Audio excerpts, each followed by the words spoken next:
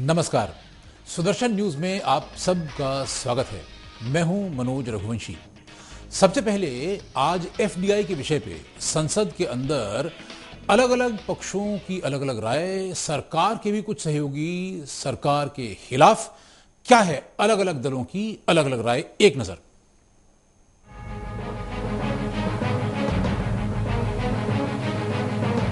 संसद में एफडीआई पर दंगल जारी है, बहस हो रही है और अब कल वोटिंग की बारी है। पूरा विपक्ष एकजुट दिखाने में जी जान से जुटा हुआ है। वहीं सरकार भी अपने पक्ष को मजबूत दिखाने में कोई कोर कसर बाकी नहीं रखना चाहती। रिपोर्ट दिखाने के पहले आपको विपक्ष की दलीलें दिखाते हैं जो विपक्ष ने एफडीआई के खिलाफ रखकर सरकार को घेरने की कोशिश की। Fight for the country and not for multinationals.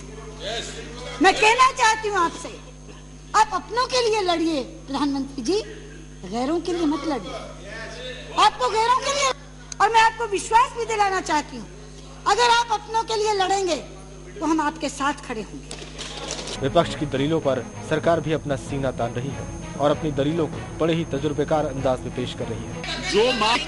जो माल मार्केट में बिकता है उसका केवल 15 से 17% किसान को जाता है, बाकी बिचौलियों को चले जाता है। तो आप विपक्ष के नेता, विपक्ष दलों को यह तय करना है कि वो किसान के साथ हैं या बिचौलिए के साथ। सरकार की दलीलों के बाद सरकार के सहयोगी खुलकर सरकार का सहयोग करने से कतरा रहे हैं और एफडीआई को बेरोजगारी की जड़ बता रहे हैं। सरकार से गुजारिश भी कर रहे हैं कि वो एफडीआई को लाने का इरादा छोड़ दें। तो अमेरिका में बेरोजगारी है, यूरोप में बेरोजगारी है, और इससे बेरोजगारी बढ़ेगी। और क्यों बढ़ेगी कि जो अभी 5 करोड़ मैंने कहा खुला व्यापार करते हैं हिंदुस्तान के अंदर, वो उसके मुकाबले नहीं टिक पाएंगे। ये सही है कि वो कंपनियां आएगी, या जो ये कंपनी बताई बार बार, ये कंपनी पहले सस्ता देगी और अच्छा माल देगी, और जब यहाँ के 5 करोड़ खुदा व्यापारी हैं वो खत्म हो जाएंगे तो मनमानी करेंगे। सहयोगियों को साधने का दम भर रही सरकार को मुलायम सिंह के बयान के बाद झटका तो जरूर लगा होगा, लेकिन मूल सवाल है कि जब सरकार के अपने सहयोगी ही उसका साथ नहीं दे रहे तो क्यों सरकार खुदरा में विदेशी निवेश की वकालत कर रही है। सुदर्शन न्यूज के लिए अरुण शिवहरे की रिपोर्ट। सबसे पहले आपका परिचय करा दें आज उन 2 मेहमानों से जो हमारे साथ इस बहस के दौरान मौजूद रहेंगे और अपनी एक्सपर्ट राय हमको देते रहेंगे। अनुराग वर्मा जो कि एक वरिष्ठ पत्रकार हैं और राजेंद्र देव जो कि हमारे सहयोगी हैं। अनुराग, जब भी कोई, जैसे अब आज सुषमा जी ने लोकसभा में कहा कि ये विकास की सीढ़ी नहीं है, विनाश का गड्ढा है, और अब एक बिल्कुल ही एक्सट्रीम ओपिनियन ये है और एक बिल्कुल ही एक्सट्रीम ओपिनियन सरकार का है कि नहीं साहब, बिल्कुल विकास की चाबी यही है। क्या आपको लगता है कि सच्चाई कहीं इसके बीच में है? मनोज जी, इसमें जो है मुझे जो इसमें असलियत जो सामने दिखाई दे रहा है उससे कहीं बहुत अलग दिखाई देती है। जिस तरह से इस बार यूपीए या कांग्रेस की जो कांग्रेस लेड गवर्नमेंट जो है उसमें अपने ही सहयोगियों के मुंह से जिस तरह की बातें सुनने को मिली, उसके बाद भी अगर यूपीए इस पे आगे बढ़ती है तो ये बड़ी जो है बड़ी अजीब सी स्थिति होगी और ये विडंबना होगी सरकार की भी कि अगर अपने सहयोगियों की वजह से ही इनको पब्लिक फोरम में या पार्लियामेंट के अंदर इस तरह की विरोधाभास जैसी चीजें देखने को मिलेंगी। आज बल्कि बड़ा अजीब लगा कि स्पीकर महोदया खुद कुर्सी से खड़ी हो गई और उनको आग्रह करना पड़ा और बहुत देर तक आग्रह करना पड़ा कि आप सब लोग बैठ जाइए। तो वो खड़ी हुई थी और बाकियों से कह रही थी कि आप सब लोग बैठ जाइए, आप सब लोग बैठ जाइए, और लोग मान नहीं रहे थे।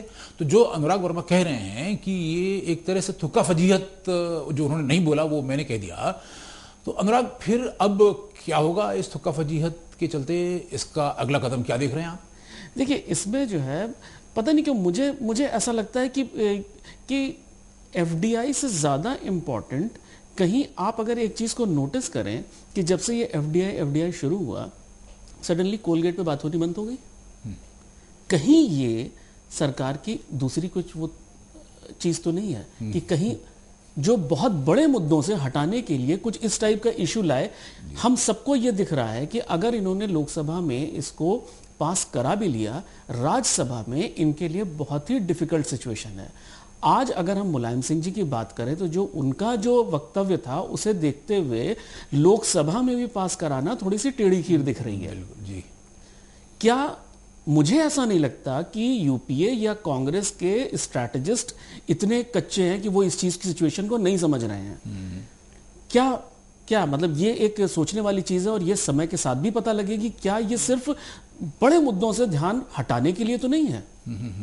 राजेंद्र, आपका क्या विचार है कि देखिए दो बिल्कुल एक्सट्रीम व्यूज हैं, और बल्कि मुलायम सिंह भी मतलब करीब करीब मतलब उतनी दूर तक तो नहीं जितनी दूर सुषमा जी जितनी दूर तक चली गई, लेकिन हाँ मतलब उसी पाले में दिखाई दिए। तो क्या आपको लगता है कि सच्चाई दोनों, देखिए जब भी कोई परिवर्तन आता है, चाहे वो अच्छा परिवर्तन हो चाहे बुरा परिवर्तन हो, हम लोग हमेशा परिवर्तन के खिलाफ होते हैं। मतलब कोई अगर मान लीजिए कोई वैक्सीनेशन बनता है तो पूरी दुनिया पहले तो उसकी मुखालफत करेगी, फिर पता लगा कि नहीं बड़ी अच्छी चीज़ है तो फिर उसको स्वीकार कर लेगी। हमारे देश में जब कंप्यूटर भी लागू हुआ था तो शुरू में राजीव गांधी ने सोचा कि भी कंप्यूटर बड़ी अच्छी चीज़ है, लेकिन लोग मजाक उड़ा रहे थे कंप्यूटर जी और इससे लोगों की नौकरियां चली जाएंगी। बाद में पता लगा उसी कंप्यूटर की वजह से न केवल नौकरियां बढ़ गई, बल्कि हमारे लड़के जवान हमारे कम उम्र के लड़के जाके अमेरिका में मल्टी बिलियनर्स बन गए और अमेरिका को हमारे खिलाफ प्रोटेक्शनिस्ट वॉल्स खड़ी करने की जरूरत पड़ गई। तो परिवर्तन तो कुछ भी हो, चाहे पॉजिटिव हो चाहे नेगेटिव हो, लोग मुखालफत करते ही हैं, लोग परिवर्तन के खिलाफ होते हैं। आपको क्या लगता है कि ये परिवर्तन जो सरकार लाने की कोशिश कर रही है ये कितना देश के हित में है और कितना खिलाफ, दोनों पक्ष में से किस पक्ष में आप कितना तत्व देखते हैं? देखिए, अगर आप व्यक्तिगत रूप से बात करें, अगर मेरी समझ की बात करें, तो मुझे लगता है कि किसी हद तक शायद ये सरकार की मजबूरी थी। आप देखिए जीडीपी ग्रोथ रेट जो है लगातार नीचे की तरफ आया है, और जो एकमात्र विषय जिसको लेकर सरकार हुंकार भरती थी बार बार कि हम देश का विकास कर रहे हैं, हम देश को प्रगति के पथ पर ले जा रहे हैं, वो फिगर गड़बड़ हो रहा था। और उसके पीछे बहुत बड़ा कारण हम जानते हैं अमेरिका और यूरोप का रिसेशन। एफडीआई की बात करना, सब्सिडी का फिगर जो है घटा देना, डायरेक्ट कैश ट्रांसफर करना, ये सब कुछ आंकड़े जो है सरकार पेपर पर ठीक करना चाह रही है, जो मुझे समझ में आ रहा है। एफडीआई की बात करके, किसानों के हितों की बात करके, करप्शन जैसे मुद्दों से ध्यान हटाने की भी कोशिश है, इसमें कोई दो राय नहीं है। लेकिन यहां पर सरकार के लिए इस प्रकार की ऑक्सीजन बहुत जरूरी हो गई थी कि वो एफडीआई मल्टी ब्रांड में बात करे, या फिर सब्सिडी जो है वो हटा दे, या फिर सिलेंडर की कीमत बढ़ा दे, या डायरेक्ट कैश ट्रांसफर करे। ये तमाम मुद्दे। आपने दूसरा सवाल जो पूछा था उस पर आता हूं मैं, मुलायम सिंह और मायावती पर। जहां तक मुझे समझ में आ रहा है, एफडीआई का विरोध ये सिर्फ जुबान से कर रहे हैं, इनकी राजनीतिक मजबूरियां हैं, और कल जब वोटिंग होगी तो सच आपके सामने आ जाएगा।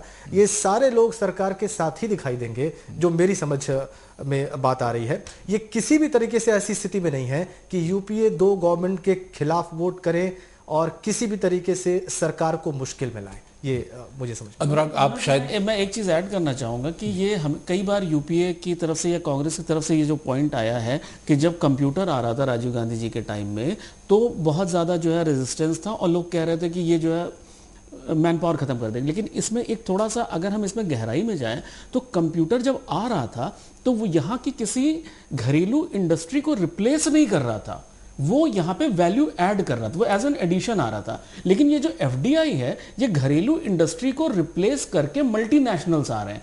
बेसिकली ये जो है ये रिप्लेसमेंट है, ये एक तरह से हमें एक विकल्प दे रहा है कि एज अ बायर मैं अब यहां जाऊंगा या यहां जाऊंगा।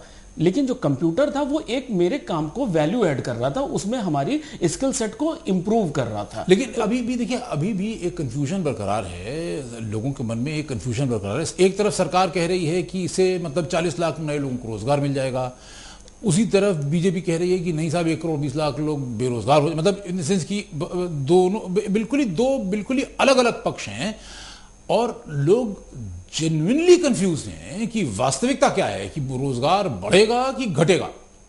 देखिए, हम एक अपने घर की भी बात करें तो ये एक बहुत ही जो है कॉमन सेंस से हम जो है जो एनालाइज करते हैं कि हम अपने बहुत ज़्यादा घरेलू मामले जो एकदम बहुत ही अंदर की चीज़ें होती हैं, जिसको एकदम हमारे घर के लोग कुछ कर रहे हो तो उसमें हम बाहर वाले को इन्वॉल्व नहीं करते। जो बाहर की चीज़ें होती हैं कि थोड़ा सा बाहर के लेवल का डेकोरेशन हो गया, ये हो गया, वहाँ हम बाहर वाले लोगों को लाते हैं। तो ये भी जो इंडस्ट्री है ये एक तरह से अगर हम उसको देखें तो अगर हम इंफ्रास्ट्रक्चर की बात करें, अगर हम बिजली प्रोडक्शन की बात